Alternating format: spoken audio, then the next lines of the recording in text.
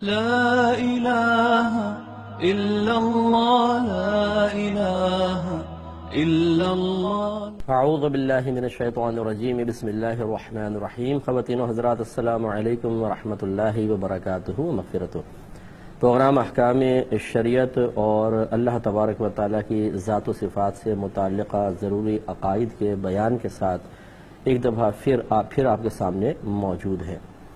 اللہ تعالیٰ کی ذات سے متعلق جو ضروری عقائد تھے وہ میں نے آپ کی خدمت میں ذکر کیا، باقی تفصیل تو اتنی ہے کہ بیان کرتے ہی چلے جائیں، وقت کم ہو جائے گا، وہ تفصیل ختم نہیں ہوگی، لیکن جتنا حصہ آپ کی خدمت میں ذکر کیا اس کا ہر مسلمان عاقل بالغ مرد و عورت کے ذہن میں ہونا ضروری ہے، اس طرح کہ اگر کوئی آپ سے کویسچن کرے تو فی البدیہہ آپ فوراً اس کو جواب دے سکیں۔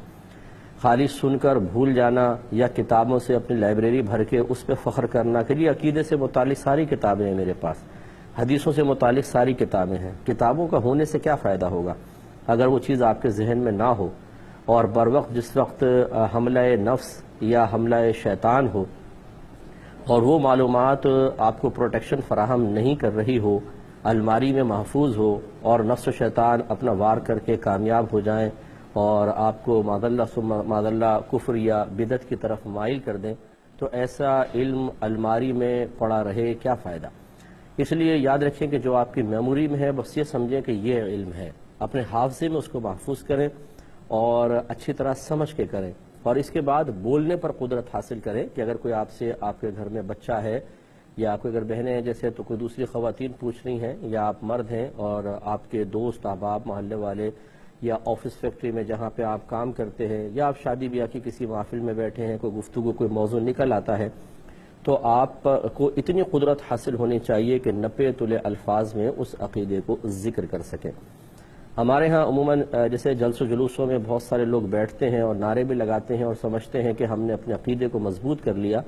عقیدہ صرف جوش جذبے سے یا بلڈ سرکولیشن کے تیز ہونے سے مضبوط نہیں ہوتا ہے، بلکہ عقیدہ دلیل سے مضبوط ہوتا ہے، اور دلائل آپ کے ذہن میں ہے ہی نہیں۔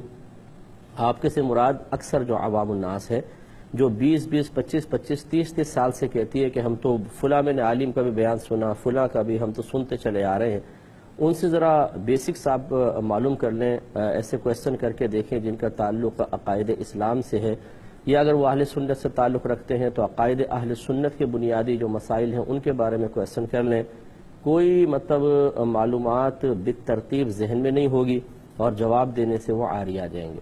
ہاں ہمارا یہ عقیدہ تو ہے، عقیدہ ہے تو اس کو ذرا بیان تو کریں، اس کی وضاحت کریں، اس کا انٹروڈکشن پیش کریں، کس دلیل کے ساتھ وہ پیش کریں، کچھ بھی نہیں۔ یہ غلط رویہ اور غلط طریقہ ہے۔ بعض اوقات انسان صحیح العقیدہ ہوتا ہے، اس کا عقیدہ جب وہ کہتا ہے میرا یہ عقیدہ ہے، عقیدہ بالکل صحیح وہ بے ذکر کر رہا ہے، لیکن جب اس عقیدے کی دلیل معلوم کی جائے، اس کی تھوڑی سی تعارفی تفصیل معلوم کی جائے تو الفاظ نہیں ملتے ہیں، زبان اٹک جاتی ہے، ذہن جملے مرتب کرنے سے عاجز آ جاتا ہے۔ اس کا مطلب یہ ہے ابھی آپ کا عقیدہ مضبوط نہیں ہوا، آپ نے عقیدہ اختیار کرنے میں مضبوطی حاصل کر لی ہے، نفس عقیدے میں بھی مضبوطی حاصل نہیں ہوئی ہے۔ یہ اچھی طرح یاد رکھیں کہ آپ کو عقیدے میں بھی مضبوطی ہو اور اس کو اختیار کرنے میں بھی۔ عقیدہ اختیار کرنے میں مضبوطی کا مطلب یہ کہ ایک دفعہ آپ نے سوچ سمجھ کے اختیار کر لیا پھر کبھی نہ چھوڑیں، اور اگر آپ نے نفس عقیدہ کے اندر محض عقیدے کے اندر مضبوطی کا مطلب یہ ہے کہ بما دلیل آپ کو زبردست قسم کا وہ معلوم ہونا چاہیے۔ تھوڑا سا اللہ تعالیٰ کی صفات کے بارے میں کلام کر لیتے ہیں۔ اللہ تعالیٰ کی صفات دو طرح کی ہوتی ہیں، ایک صفات ذاتیہ کہلاتی ہیں اور ایک صفات فعلیہ کہلاتی ہیں، جن کا تعلق اللہ تعالیٰ کی ذات کے ساتھ ہے، قطع نظر اس کے کہ ان کی وجہ سے کون کون سے افعال ظہور پذیر ہوتے ہیں یا نہیں۔ ایک صفت اللہ کے اندر اللہ تعالیٰ کی ذات کے ساتھ ہے، لازم و ملزوم ہے، گویا کہ یہ ذات اور صفات لازم و ملزوم ہیں اور ایک دوسرے سے کبھی جدا نہیں ہوتی۔ جیسے اللہ کی ذات قدیم ہے ویسے یہ صفات بھی قدیم ہیں، وہ صفات ذاتیہ ہیں۔ اور اس کی ایک اور مزید پہچان یہ بیان کی گئی ہے کہ صفات ذاتیہ وہ صفات ہوتی ہیں جن کی ضد کے ساتھ اللہ تعالیٰ کو متصف کرنا جائز نہیں ہوتا۔ پہلے صفات ذاتیہ دیکھ لیں، پھر ہم دیکھتے ہیں ان کی ضد اللہ کے لیے ثابت ہو سکتی ہے کہ نہیں۔ مثال کے طور پہ تقریباً 8 بیان کی گئی ہیں۔ پہلی حیات ہے، زندہ ہونا، دوسرا ہے قدرت، پھر علم، پھر ارادہ، پھر قیام یعنی قائم ہونا، پھر دیکھنا اور سننا. تو یہ جو ہے حیات ہے، قدرت ہے، علم، کلام، ارادہ، سننا، دیکھنا اور قیام، یہ سب جو ہیں اللہ کی صفات ذاتیہ کہلاتی ہیں. اب اس کا جسٹ اپوزٹ دیکھیں، اگر ہم حیات کو لے لیں، حیات اللہ کے لیے جب ہم کہیں گے کہ اللہ تعالیٰ حی ہے، زندہ ہے، تو اس کا مطلب ہمیشہ سے زندہ ہے اور ہمیشہ زندہ رہے گا. اسی لیے حی اللہ تعالیٰ کی ذات پاک ہے، کسی اور شخص کو حی نہیں کہنا چاہیے کیونکہ اس میں ہمیشگی کا معنی پایا جاتا ہے. اسی لیے جب نام رکھیں تو عبد الحی رکھیں. اب دیکھیں حیات اگر اللہ کے لیے ثابت کریں تو کیا اس کی ضد ثابت ہو سکتی ہے؟ ضد ہے موت، ممات، اور یہ اللہ کے لیے نہیں ہو سکتی، تو یہ صفت ذاتیہ کہلائے گی.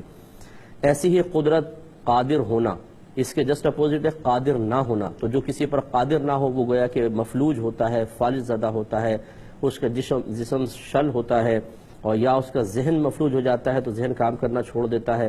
معاذ اللہ ثم معاذ اللہ اگر قدرت سے کیا جسٹ اپوزٹ عدم قدرت لیا جائے تو پھر اللہ تعالیٰ کے لیے یہ صفت کبھی بھی ثابت نہیں ہو سکتی، کیونکہ عدم قدرت کا مطلب اللہ تعالیٰ نہ کسی کو زندہ کر سکے، نہ کسی کو مار سکے، نہ کسی کو بیمار کر سکے، نہ کسی کو تندرستی دے سکے، یہ عدم قدرت کی دلیل ہے اور اللہ تعالیٰ اس سے پاک و صاف ہے.